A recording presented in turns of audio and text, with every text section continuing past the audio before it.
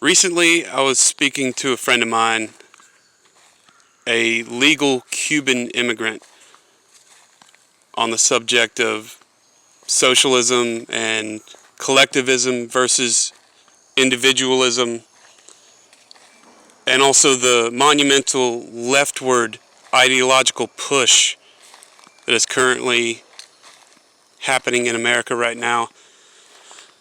And it didn't take long for him to basically say, I've seen this firsthand and these people haven't. America's a young country and some people just have to, unfortunately, learn the hard way. And I looked at him and said, we already did. And he basically looked at me like I was growing a third arm. And it made me realize that not many people know this story, unfortunately. In Jamestown, in the early 1600s, when the colonists were dealing with starvation, famine, Native American raids, bickering and conflict, everything you could imagine with starting a colony from scratch.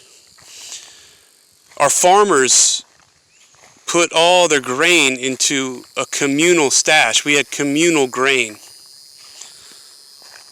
So not everyone had to farm. If you were hungry, you could just take from the communal grain. And sure, that did work for a while, but it didn't take long at all for more people to start taking more from the communal grain than they put in. And the starvation and famine was widespread. At one point, they were losing 3 to 4 settlers per day.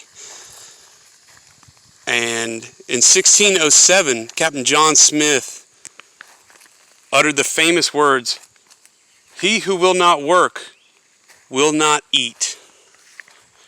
And that was the foundation of the principle of individualism in America. And years later, the farmers were given 3 acres apiece, and they were told, enough's enough. You guys want to eat? Bust your back, contribute. Suddenly, the incentive shifted quite a bit.